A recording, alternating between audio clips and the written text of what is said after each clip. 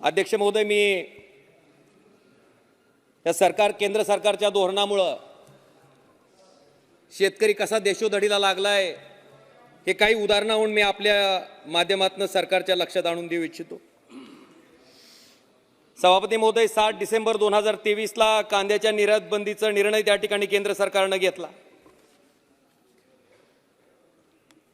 या कांदा उत्पादक शेतकऱ्याने ज्यावेळेस याचा कांदा पिकवला आणि भाव नाही म्हणून त्याला उकंड्यावर फेकून द्यायची पाळी आली, त्यावेळेस केंद्र सरकारने विचारलं नाही की बाबा ह्याच्यासाठी किती खर्च आला, किती मेहनत घ्यावी लागली, किती रक्ताचं पाणी आणि हाडाची काढ करावी लागली।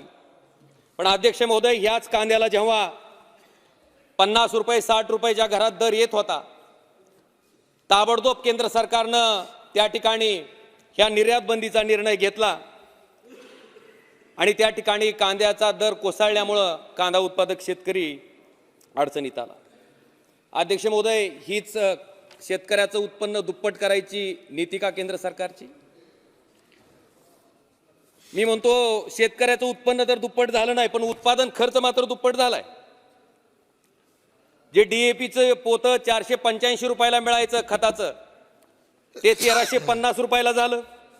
जे कीटकनाशक 300 रुपये लिटर होतं ते 700 रुपये लिटर झालं।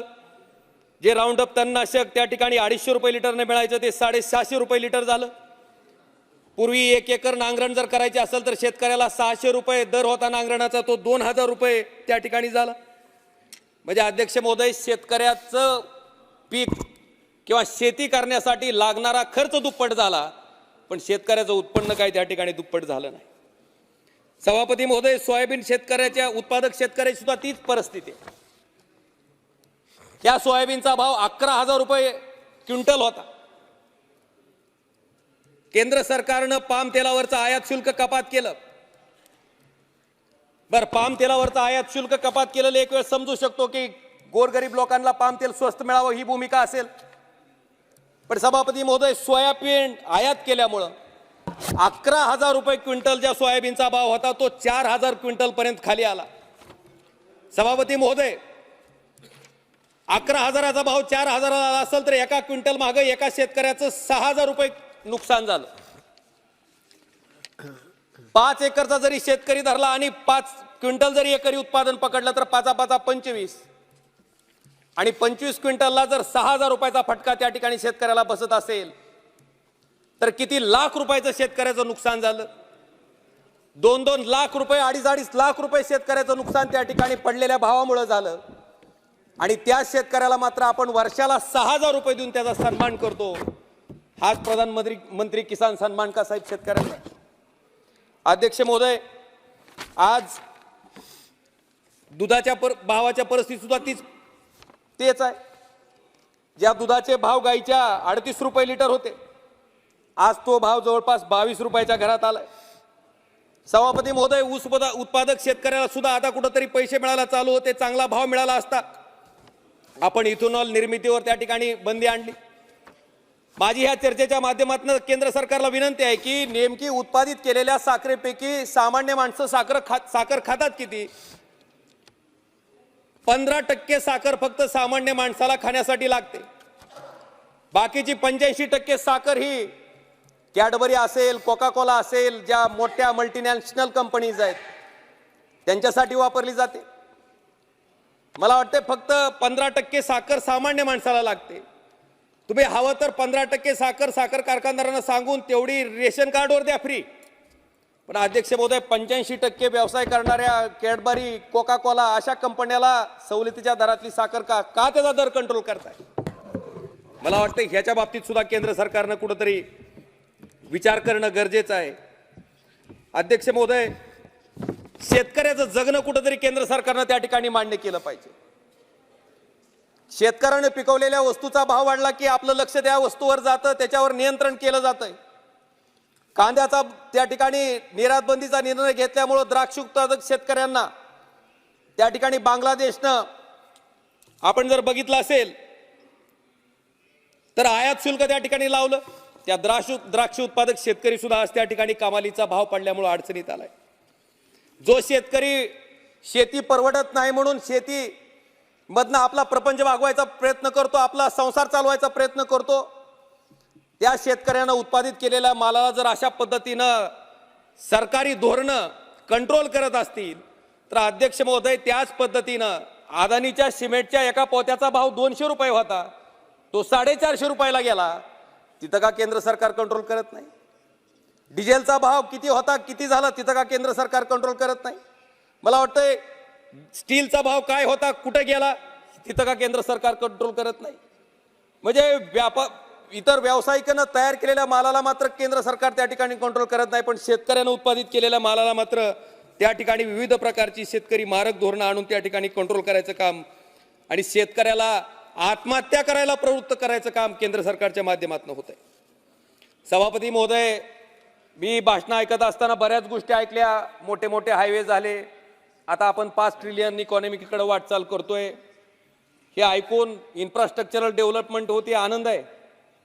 पण माझ्या माहितीप्रमाणे आपल्या देशातील 70% लोक शेती ह्या व्यवसायावर अवलंबून आहेत. ही शेती मी थोडक्यात संपवणार आहे, बोलू द्या.